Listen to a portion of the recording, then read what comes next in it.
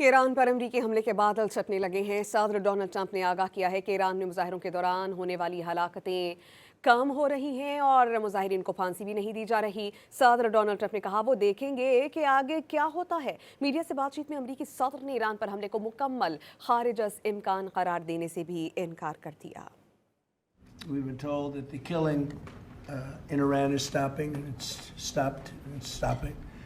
And there's no plan for executions or an execution or executions. So I've been told that on good authority. We'll find out about it.